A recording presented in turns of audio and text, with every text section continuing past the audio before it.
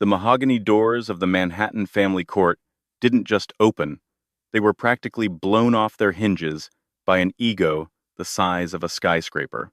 In walked Silas Sterling, a man who thought he owned the world, gripping the hand of his 24-year-old mistress, Tiffany, who was dressed more for a red carpet than a divorce hearing. Silas was laughing, already celebrating a victory he hadn't won yet. He looked at his wife of 30 years, sitting alone in the corner, and saw nothing but a ghost. But he forgot one thing. Ghosts are the ones who know where the bodies are buried. And in 10 minutes, that quiet woman in the gray cardigan wouldn't just take his money, she was going to take his name. You think you know how this ends? You have no idea. The air inside the courtroom of the Honorable Judge Harrison Blackwood was stale, smelling of floor wax and the nervous sweat of ruined fortunes. But Silas Sterling didn't smell the desperation. He smelled only his own bespoke cologne, a scent called Imperial that retailed for $600 an ounce. Silas adjusted the cuffs of his navy Brioni suit. He was 58, silver-haired, tanned from a week in street barts, and possessed the kind of teeth that were too white to be found in nature. He didn't sit. He sprawled. He checked his Patek Philippe watch, making a show of being bored. "Arthur," Silas boomed, his voice echoing disrespectfully off the high ceilings. "How long is this going to take? Tiffany has a fitting at Vera Wang at 2. We're on a schedule." Arthur Pendleton, Silas's lawyer, a man known in legal circles as the Mako for his tendency to chew up opposing counsel, sighed, tapping a gold pen against his yellow legal pad. "It will take as long as it takes for them to sign the surrender, Silas. Keep your voice down. Judge Blackwood is a stickler for decorum."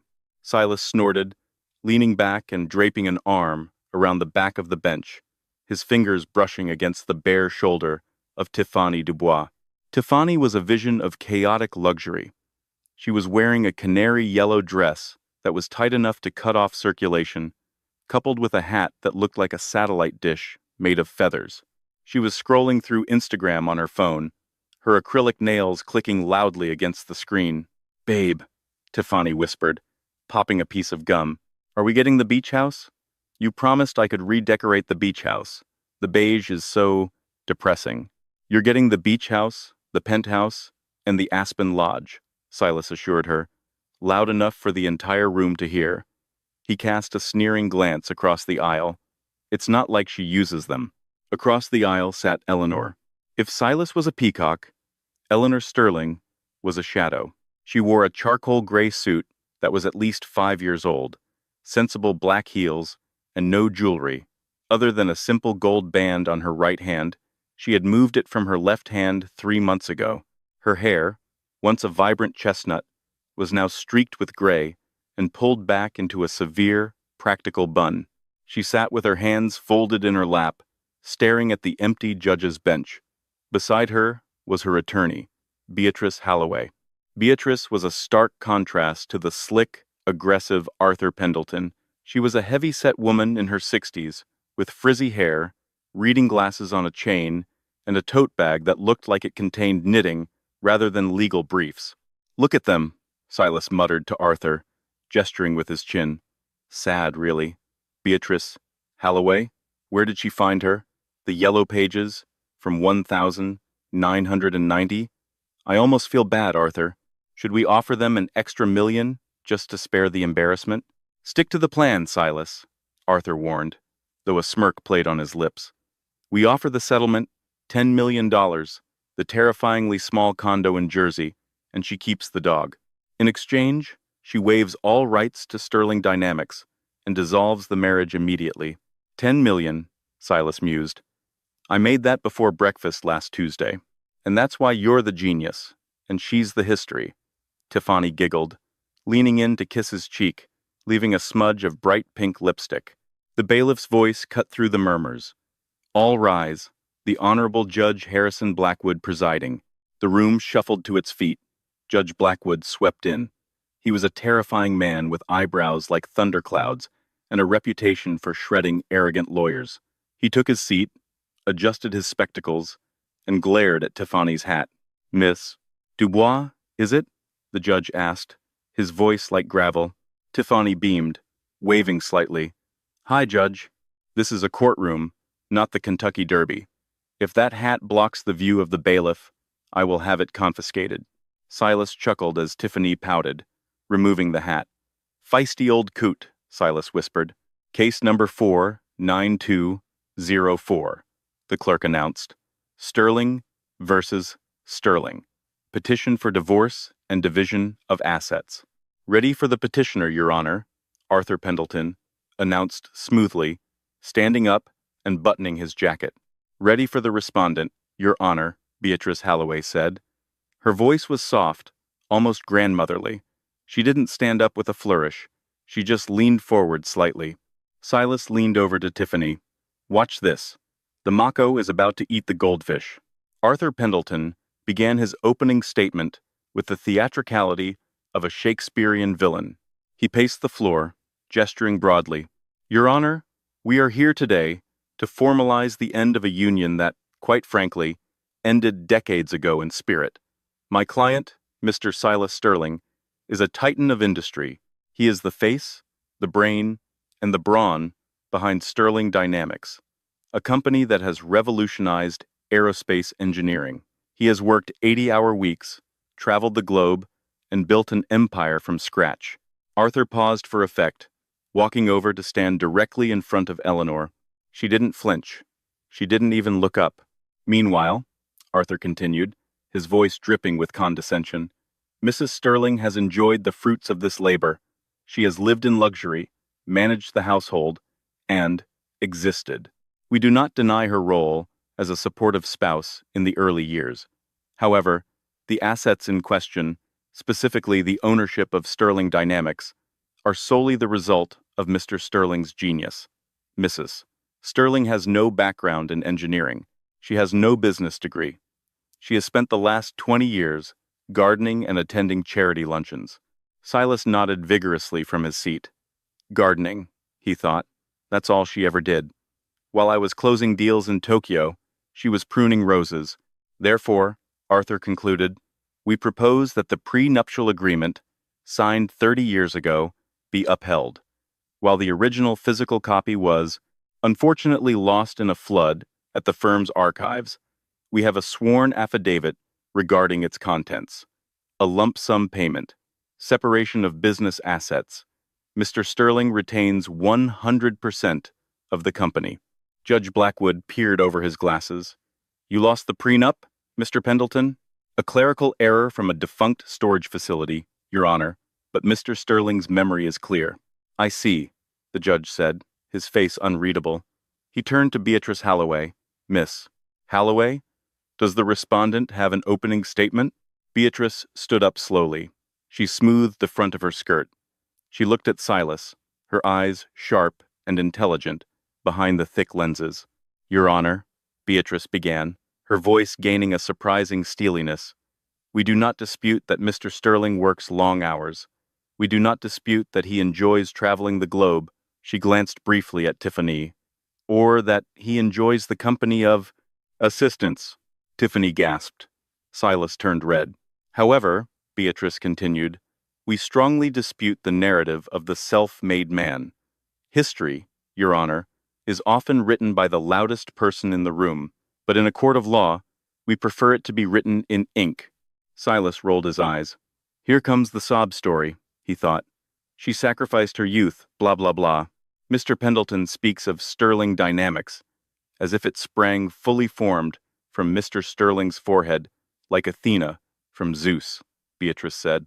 But 30 years ago, Silas Sterling was a college dropout with a gambling debt and a charisma that far exceeded his credit score. Silas sat up straighter. Objection, he hissed at Arthur. She can't bring up the Atlantic City incident. Shh. Arthur waved him off. 30 years ago, Beatrice said, walking over to her messy table and picking up a stack of yellowed papers. Eleanor Beaumont, as she was known then, was a graduate of MIT with a degree in propulsion physics. She had an inheritance from her grandfather. Mr. Sterling had an idea, a sketch on a napkin, and he had no money to build it. Silas felt a prickle of irritation. He hated being reminded of the early days. He hated remembering the tiny apartment in Queens, the way he had to beg Eleanor to liquidate her trust fund to buy the first prototype parts. But that was ancient history. He had paid her back 1,000 times over in diamonds and furs. "We are not asking for a settlement, Your Honor," Beatrice said, dropping the bombshell with a casual tone that made it even more devastating. "We are not asking for $10 million. We are not asking for the beach house." Silas frowned. "What is she doing? Is she crazy?" "We are asking," Beatrice said, looking directly at Silas, "for the enforcement of the original Articles of Incorporation." "Articles of Incorporation?" Judge Blackwood asked, intrigued. "I thought this was a divorce hearing, Miss Halloway." "It is, Your Honor. But in order to divide the assets, we must establish whose assets they actually are. Mr. Sterling believes he is the owner of Sterling Dynamics. He has certainly acted like it. He walks into the boardroom, he signs the press releases, he takes the credit." Beatrice walked to the witness stand and placed a thick, leather-bound binder on the ledge. "But if the court will indulge me, I would like to call my first and only witness, not Mrs. Sterling, but Mr. Silas Sterling." Silas smirked. "Perfect," he thought. "I'll charm the judge, humiliate this librarian of a lawyer, and be at lunch by 1. He stood up, buttoning his jacket again. He winked at Tiffany. "Watch the master work," he whispered. He strode to the stand, placed his hand on the Bible, and swore to tell the truth. He sat down, crossing his legs, looking like he was posing for the cover of Forbes. "Mr. Sterling," Beatrice said, approaching the stand. She didn't look intimidated. She looked amused. "You are the CEO of Sterling Dynamics?" "Founder and CEO, yes," Silas corrected, projecting his voice. "And you built this company from nothing?" "I did. Blood, sweat, and tears." "And your wife? What was her role?" Silas chuckled, a condescending sound that grated on the ears. "Eleanor? She's a wonderful woman, really. Great at hosting dinner parties. But business? No, she doesn't have the head for it. She's soft, risk-averse. I tried to explain the quarterly reports to her once, and she fell asleep." Tiffany giggled from the back. The judge banged his gavel. Silence in the gallery. "So," Beatrice continued, "she has no ownership stake?" "None," Silas said firmly. "Like my lawyer said, the prenup kept everything separate. The company is mine, always has been." Beatrice nodded slowly. She reached into her tote bag. The tension in the room shifted. It wasn't the frenetic energy of Silas. It was the heavy, suffocating pressure of a trap snapping shut. "Mr. Sterling, you mentioned the prenup was lost." "A tragedy," Silas said insincerely. "Yes. However," Beatrice pulled out a document encased in a plastic sleeve. It was old. The edges were fraying. "Mrs. Sterling is very organized. She keeps everything, including the document you signed on October 14th, 1995, the day Sterling Dynamics was officially registered." Silas squinted. He didn't remember signing anything special that day, other than the standard forms. "I'd like to enter this into evidence as Exhibit A," Beatrice said, handing it to the bailiff, who handed it to the judge. Judge Blackwood opened the file. He adjusted his glasses. He read the first page. Then he stopped. He looked up at Silas, then back at the paper. He turned the page. His eyebrows rose higher than they had all morning. "Mr. Sterling," the judge said, his voice dropping an octave, "are you aware of the content of this document?" "It's probably just standard incorporation papers, Your Honor. I'm listed as the president." "You are listed as the appointed president," the judge corrected. "Reporting to the board." "The board is me," Silas laughed. "I'm the chairman, not according to this," Beatrice cut in. "Mr. Sterling, would you please read paragraph 4, subsection C, out loud for the court?" The bailiff handed the document to Silas. Silas took it with a scoff. He held it at arm's length. "The ownership of the entity known as Sterling Dynamics." Silas started reading, his voice strong. Then he paused. He blinked. He read the next line silently. His face went from tan to a pale, sickly gray. "Read it, Mr. Sterling," Judge Blackwood commanded. Silas swallowed. His throat clicked. The ownership is held in the Eleanor Vance Trust, of which Eleanor Vance, now Sterling, is the sole beneficiary and trustee. The position of CEO is a contract role, subject to renewal or termination by the trustee at any time. The silence in the courtroom was absolute. You could hear the hum of the air conditioning. You could hear Tiffany chewing her gum. "Keep reading," Beatrice said softly. "The part about the intellectual property." Silas's hands started to shake.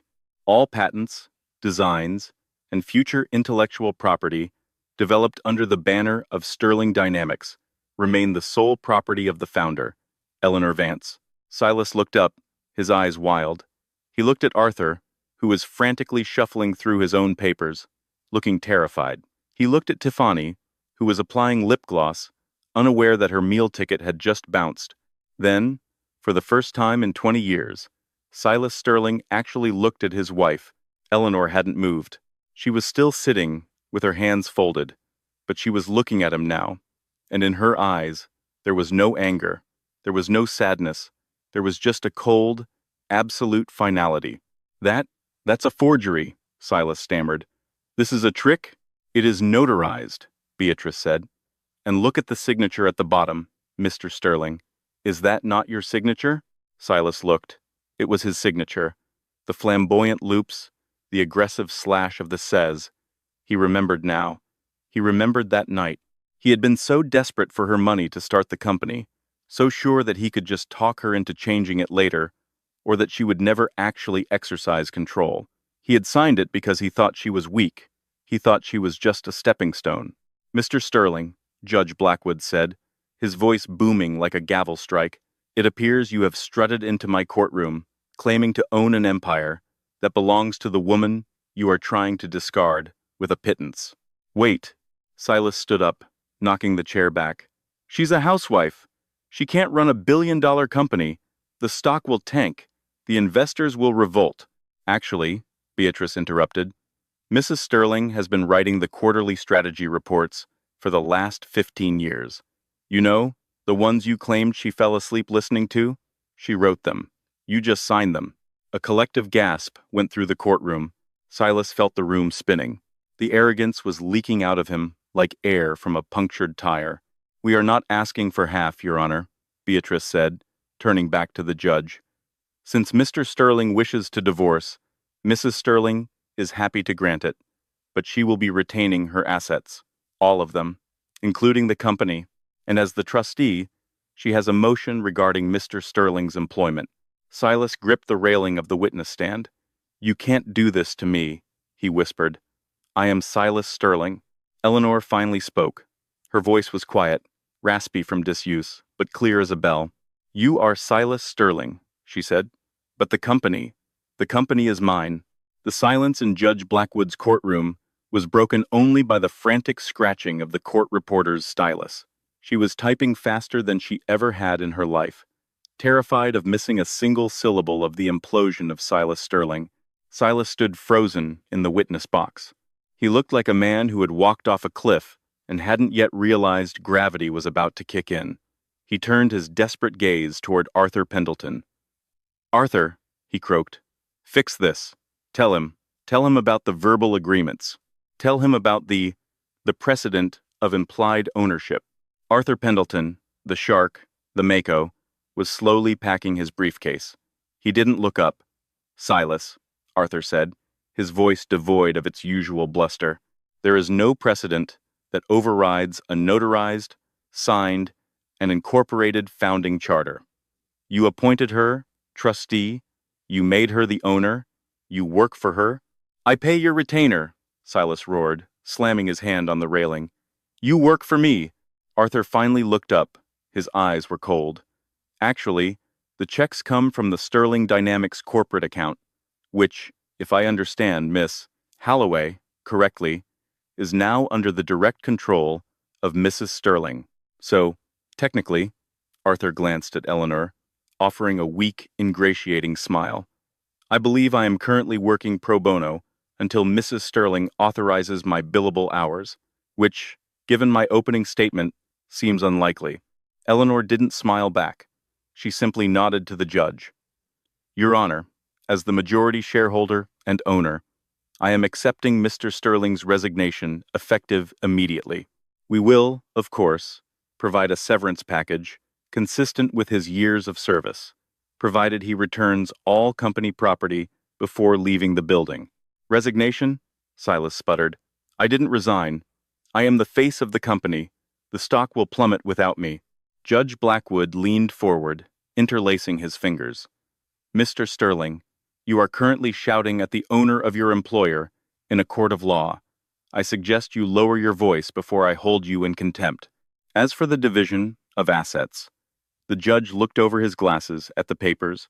Since the marital home, the Hamptons estate, and the Aspen Lodge are all held by the corporation for liability purposes, a strategy I believe you insisted on to avoid taxes, they remain property of Sterling Dynamics.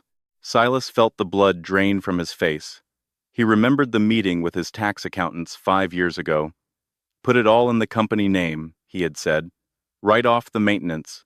Make it tax deductible. It was brilliant then. It was a death sentence now. So, Silas whispered, what do I get? You possess your personal savings account, Beatrice Halloway. Read from a list, which contains approximately $250,000, and your 2022 Porsche 911, which is in your name. However, there is an outstanding lien on the vehicle. 200,000? Silas shrieked. I spend that on wine. Where is my salary? My bonuses? Spent, Eleanor said. Her voice cut through his panic like a knife. You spent it, Silas. On trips. On gambling. On her. She didn't look at Tiffany, but the implication hung heavy in the air. I reinvested my dividends. You liquidated your paycheck every month to fund your lifestyle. You have nothing because you kept nothing. Judge Blackwood banged his gavel. The court rules in favor of the respondent, Eleanor Sterling. The prenup is invalid due to the superseding corporate charter. The assets remain with the corporation. Divorce is granted. Court is adjourned. The bang of the gavel sounded like a gunshot. Silas stood there, trembling. He looked at the gallery. The few reporters who had drifted in for a boring billionaire divorce were now frantically texting on their phones. This wasn't a divorce. It was a corporate coup. Silas stumbled off the stand. He walked toward Eleanor. Elle, he said, his voice cracking. He tried to summon the charm that had worked on her in college, the crooked smile that usually melted her resolve. Elle, honey, let's not be hasty. We can talk about this. I got carried away, but we're a team, right? Sterling and Sterling? Eleanor stood up. She picked up her tote bag. For a second, Silas thought she might hug him. Instead, she reached into her bag and pulled out a sleek, black security badge. My badge? Silas asked. Deactivated, Eleanor said. Security has been notified. Do not try to enter the building, Silas. You'll be escorted off the premises. It would be embarrassing for you. But the gala next week, Silas stammered. The unveiling of the X-14 turbine. I have to give the speech. I canceled the speech, Eleanor said calmly. The X-14 isn't ready. The fuel intake manifold overheats at 30,000 feet. I told you that 3 months ago, but you were too busy booking a suite in Cabo to listen to the engineering reports. Silas's jaw dropped. You know about the manifold? I redesigned the manifold, Silas. Last night, while you were at the club. Eleanor turned to Beatrice. Ready, Beatrice? Ready, Mrs. Sterling. Eleanor walked past him. She didn't brush his arm. She didn't look back. She walked out of the courtroom with the steady, rhythmic click of her sensible heels, leaving a vacuum of power that Silas could physically feel sucking the air out of his lungs. The walk from the courtroom to the front steps of the courthouse felt like a funeral march, except the corpse was walking and wearing a $6,000 suit. Silas pushed through the heavy doors, squinting into the sunlight. Tiffany was trailing behind him, struggling to keep up in her Louboutins. She had been uncharacteristically quiet since the gavel fell. Babe? Tiffany asked, grabbing his arm as they reached the top of the concrete stairs. What just happened? What did the judge mean about the house? We're still going to the Hamptons this weekend, right? I already posted about it. Silas whipped around, his face flushed with a mixture of rage and humiliation. Not now, Tiffany. Don't yell at me, she snapped, her voice losing its baby doll sweetness. I didn't lose the company. You did. You told me you were the king of New York. I am the king of New York, Silas lied, trying to straighten his tie, though his hands were shaking. This is just a legal hiccup, a maneuver. It's chess, Tiffany. She thinks she's won a pawn, but I'm going to take the queen. I'll appeal, I'll sue. I'll bury her in paperwork. He scanned the street. Usually, his driver, Big Mike, would be double parked right in front, the back door, of the black Mercedes Maybach, open and waiting. The Maybach was there. Big Mike was leaning against the hood, arms crossed over his massive chest. He was wearing his driver's cap and sunglasses. Thank God, Silas muttered. Come on, we need to get to the club. I need a drink and a phone. Silas marched down the stairs, Tiffany clicking behind him. He reached the car and grabbed the handle of the rear door. It was locked. Silas frowned. He pulled again. Locked. He rapped on the window. Mike, open the door. Let's go. Big Mike didn't move. He slowly took off his sunglasses. He looked at Silas with an expression of pure, unadulterated indifference. Unlock the door, Mike, Silas barked. Are you deaf? Can't do that, Mr. Sterling, Mike rumbled. His voice was deep, like a subterranean train. What do you mean you can't? You work for me. Correction, Mike said, pulling a smartphone out of his pocket and checking a message. I work for Sterling Dynamics, Transportation Division. He turned the screen toward Silas. It was a text message. Sender, Mrs. Sterling, boss. Message, asset #40 Maybach, to be returned to garage immediately. Unauthorized passengers, Silas Sterling, Tiffany Dubois. Do not transport. She texted you? Silas gasped. She called me 10 minutes ago, Mike said. He put the sunglasses back on. Mrs. Sterling is a nice lady. She remembers my daughter's birthday. Sent her a laptop for college. You? You've never even asked my last name. I'll give you $1,000 cash right now to drive us to Fifth Avenue, Silas said, patting his pockets. He froze. His wallet was in his other jacket, the one currently hanging in the CEO suite he was barred from. Mike smirked. Looks like you're light, Silas. Besides, I value my pension. At that moment, the doors of the courthouse opened again. Eleanor emerged, flanked by Beatrice. Big Mike immediately straightened up. He walked around the car, opened the back door with a flourish, and bowed slightly. Mrs. Sterling, Mike said warmly. Ready to head to the office? Eleanor paused on the stairs. She looked down at Silas, who was standing on the curb like a jilted teenager. Then she looked at the car. Thank you, Mike, Eleanor said. She descended the stairs with grace. Silas stepped in her path. Eleanor, don't do this. Not in front of the staff. Let me get a ride at least. It's humiliating. Eleanor looked at him, confused. Humiliating? Silas, you brought your mistress to our divorce hearing. You tried to leave me with nothing but a condo in Jersey. And you're worried about your humiliation? She stepped around him. She got into the back seat of the Maybach. Beatrice followed. Wait, Tiffany yelled, stepping forward. What about me? I can't take the subway. I'm wearing suede. Eleanor leaned forward as the window rolled up. There's a bus stop on the corner, dear. I hear the M15 is very reliable. The window sealed shut. The Maybach purred to life and pulled away, merging seamlessly into the Manhattan traffic, leaving Silas and Tiffany standing in a cloud of exhaust. Silas coughed, waving his hand. He turned to Tiffany, forcing a smile. Okay. Minor setback. We'll grab a taxi. We'll go to the penthouse. I have cash. In the safe there. Tiffany was looking at her phone. She was scrolling through Twitter. Number billionaire bust is trending, she said flatly. Page 6 just tweeted, Silas Sterling ousted. Wife revealed as secret genius behind tech empire. They have a picture of you looking panicked on the stand. Fake news, Silas waved his hand.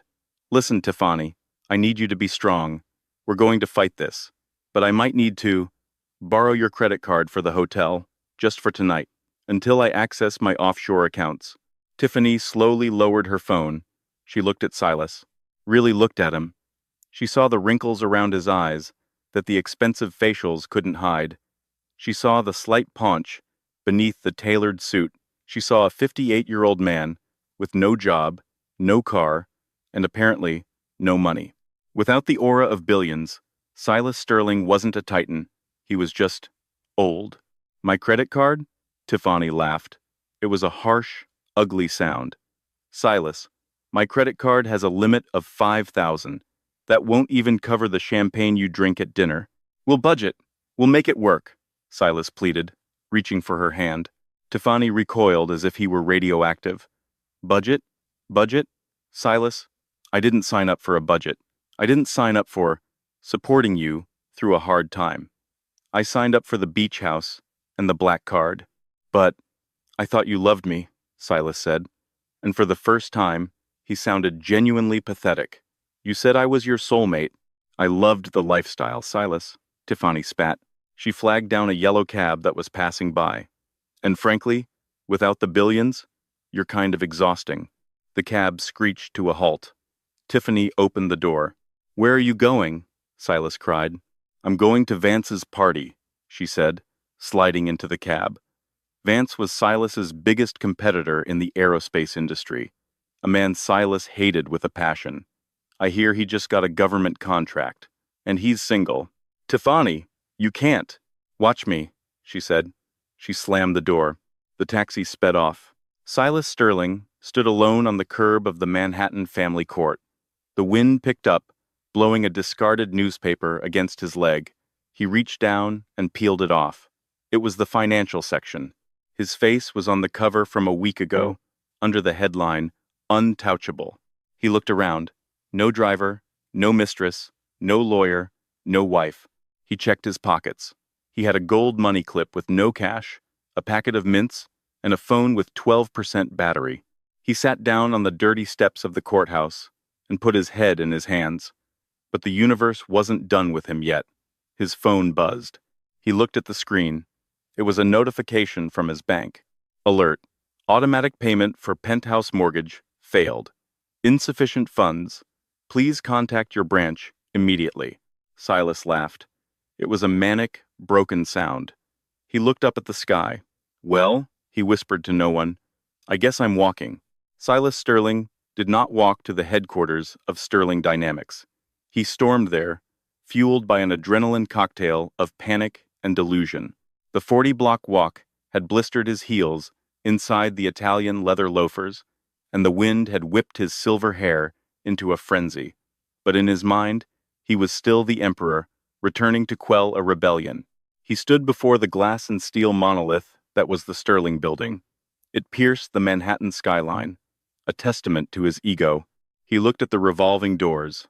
My doors, he thought. My building. My name is right there in 10-foot chrome letters. He pushed through the doors, expecting the usual flurry of activity. Receptionists straightening up, junior executives nodding respectfully. Instead, the lobby was quiet. Too quiet. He marched toward the security turnstiles. Sitting behind the desk was a man Silas had passed every day for 12 years.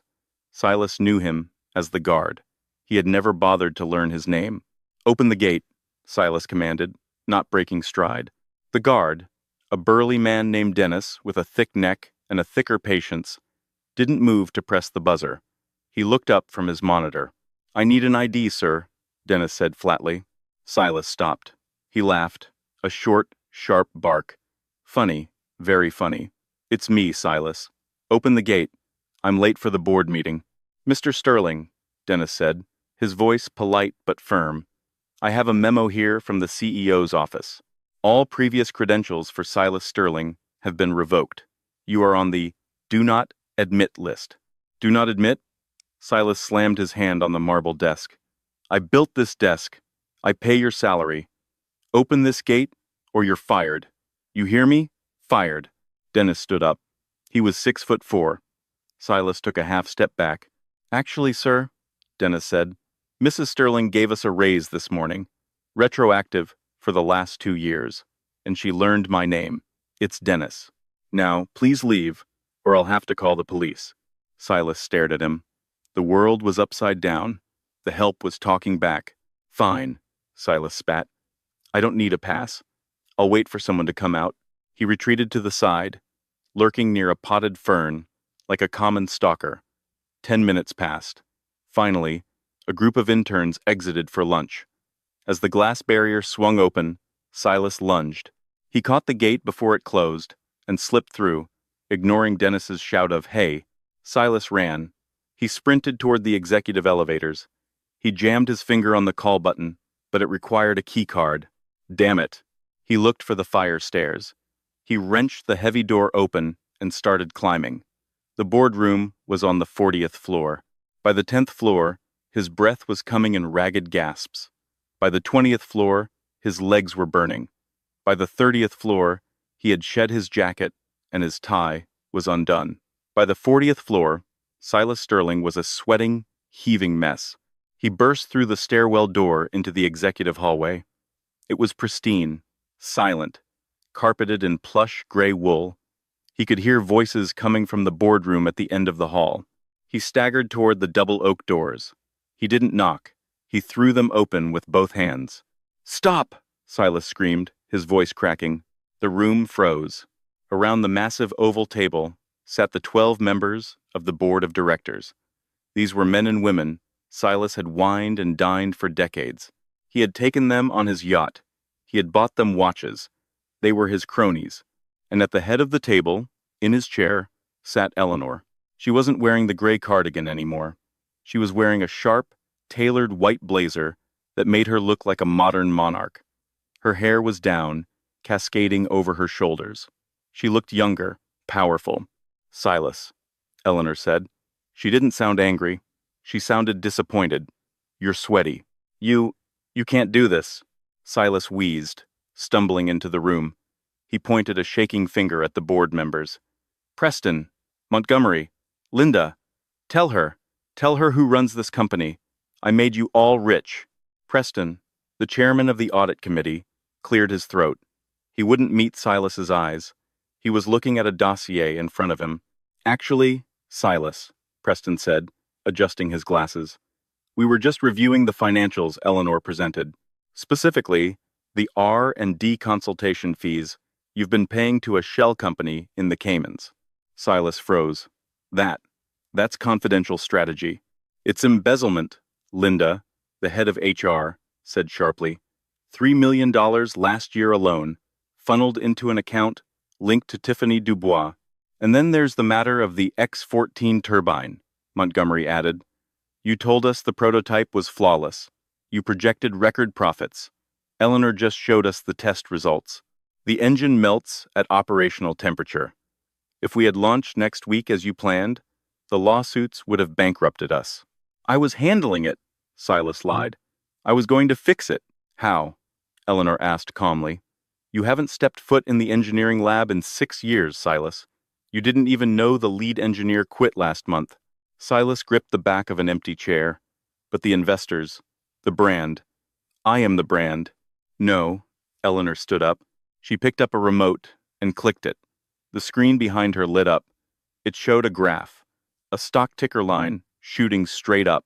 "This is the market reaction since the news broke an hour ago," Eleanor said. "Sterling Dynamics stock is up 12%. Silas blinked. "Up? But I was fired." "Exactly," Preston said.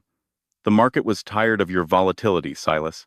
They were tired of the scandals, the mistresses, the erratic tweets. They know Eleanor. They know she's the one who holds the patents.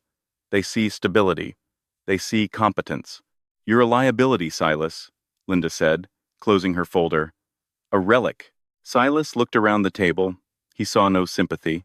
He saw only the cold calculation of business. He had taught them well. He had taught them to value profit over everything. And now, he was the bad investment. "Eleanor," Silas pleaded, his voice breaking, "please. I built this place. Don't kick me out. I'll take a consultant role. I'll take a pay cut. I'll sit in the basement. Just don't take my company." Eleanor looked at him. For a moment, her eyes softened. She remembered the man he used to be, the dreamer who sat on the floor of their apartment eating takeout and talking about reaching the stars. "I'm not taking your company, Silas," she said softly. "I'm saving my company from you." She pressed a button on the intercom. "Dennis?" "He's in the boardroom." 2 seconds later, the doors opened. Dennis, the security guard, walked in, flanked by 2 police officers. "Mr. Sterling," Dennis said, not unkindly. "Time to go." "No," Silas whispered. "No."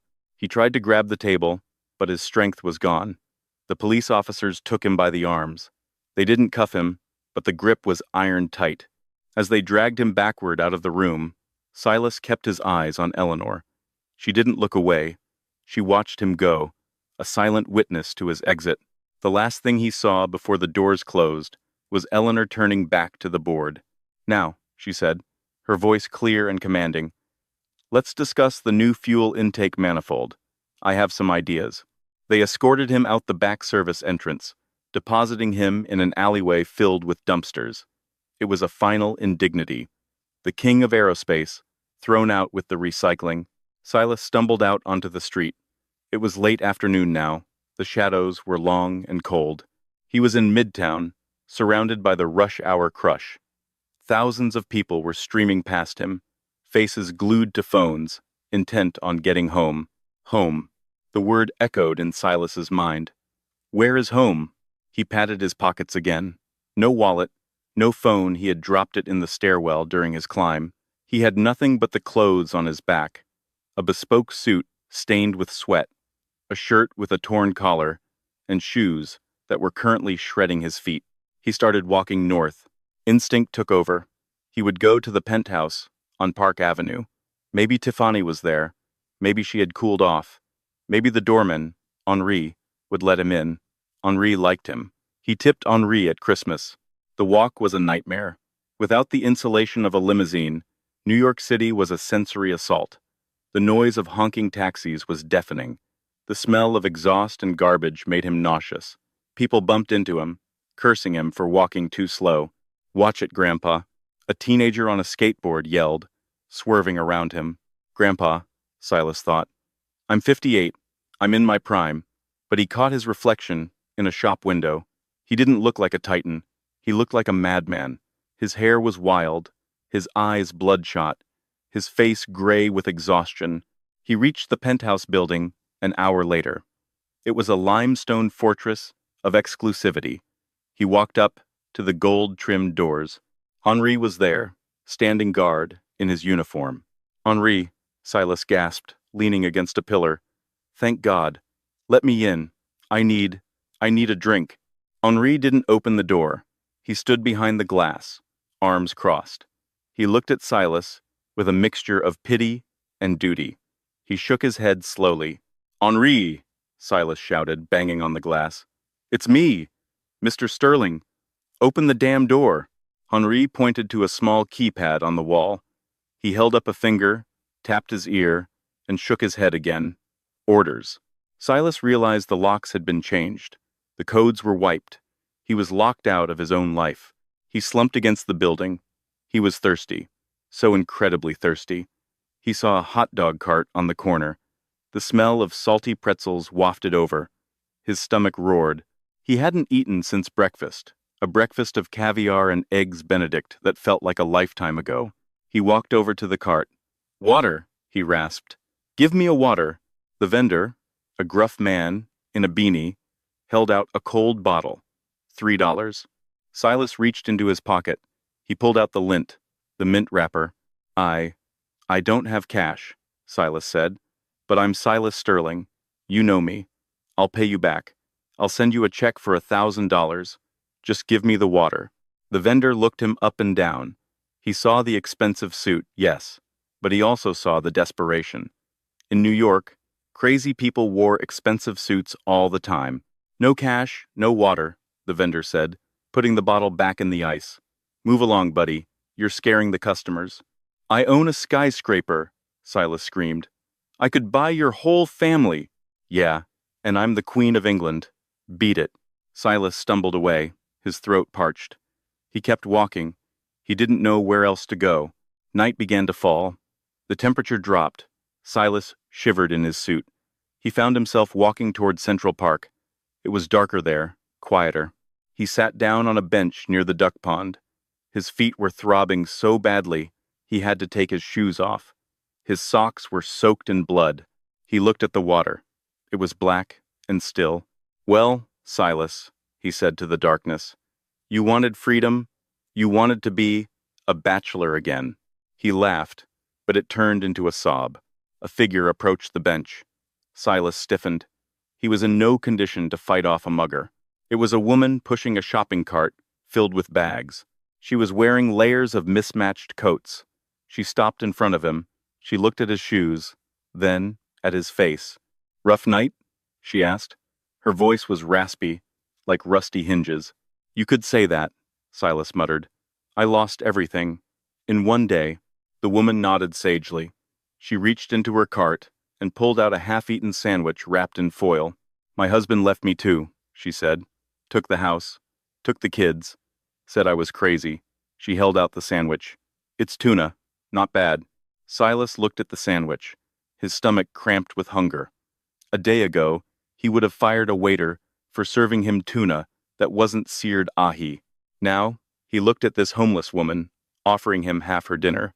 I can't," Silas said, his pride flaring one last time. "Suit yourself," she shrugged. She put it back. Then she reached into another bag and pulled out a newspaper. "You want something to read? Keep your mind off the cold?" She tossed the paper onto his lap and pushed her cart away into the gloom. Silas picked up the paper. It was the evening edition of the New York Post. The headline screamed in bold black letters, "The Empress Strikes Back." Underneath was a photo of Eleanor leaving the courthouse. She looked strong, dignified, and below that, a smaller photo. It was Tiffany. She was hanging on the arm of a man with a comb-over and a bad spray tan. The caption read, "Tiffany Dubois spotted entering Club Vortex with rival CEO Richard Vance. Sources say engagement rumors are already swirling." Silas stared at the page. Vance, his enemy. Tiffany hadn't just left him. She had defected to the competition within hours. He crumpled the newspaper in his fist. He looked up at the skyline, glittering with lights. Somewhere in one of those penthouses, people were drinking champagne. Somewhere, Eleanor was probably sitting in her library, drinking tea, finally at peace. And here sat Silas Sterling, the man who thought he was the sun, realizing he was just a moth who had flown too close to the flame. He lay down on the hard wooden bench, pulled his suit jacket tight around him, and closed his eyes. For the first time in 30 years, Silas Sterling cried, not for his money, not for his company, but because he realized, with terrifying clarity, that nobody was coming to look for him. 5 years later, the bell above the door of Henderson's Hardware jingled, announcing a customer. "Be right with you," a voice called from the back aisle. Silas emerged from behind a rack of PVC pipes. He was wearing a green apron with a name tag that simply read, Silas. His silver hair was thinner now, cut short and practical. The deep tan was gone, replaced by the pallor of a man who spent his days indoors. He wore reading glasses on a chain around his neck, the kind he used to mock Beatrice Halloway for wearing. He wasn't carrying a briefcase. He was carrying a pricing gun. "Can I help you find something?" Silas asked the customer, a young man looking confusedly at a wall of drill bits. "Yeah, I'm trying to fix a shelf for my girlfriend," the man said. "I don't know the difference between masonry bits and wood bits." Silas smiled. It wasn't the shark-like grin of the billionaire Silas Sterling. It was a genuine, tired smile. "Well, if it's drywall, you don't want masonry. You'll tear the wall apart. Here, grab these, and use a wall anchor. You don't want the shelf falling on her head. Trust me, keeping the woman in your life happy is worth the extra $2. The young man laughed. "Thanks, man. You really know your stuff." "I've learned a few things the hard way," Silas said softly. He rang up the customer total sale, $14.50, and watched him leave. Silas went back to stocking the shelves. This was his life now.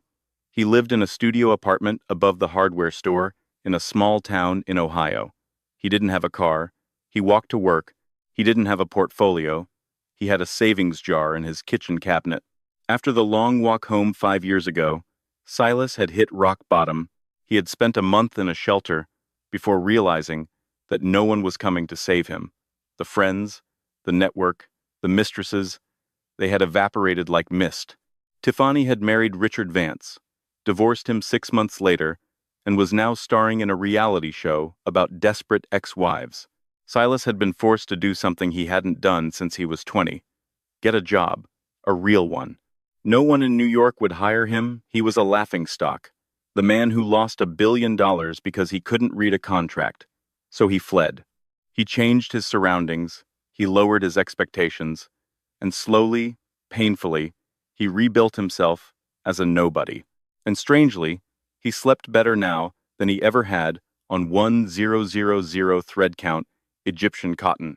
It was lunch break.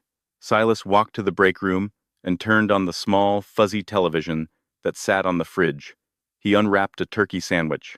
The local news ended, and a national business program came on. The anchor's voice was excited. And now, our feature story. The tech CEO of the year. For the third year running, Sterling Dynamics has shattered earnings expectations with their new eco-propulsion system. We sat down with the woman who started it all, Eleanor Sterling. Silas froze. He stopped chewing. On the screen, Eleanor appeared. She looked magnificent. She had let her gray hair shine through completely now, a silver crown that commanded respect. She was sitting in the office, his old office, but it looked different.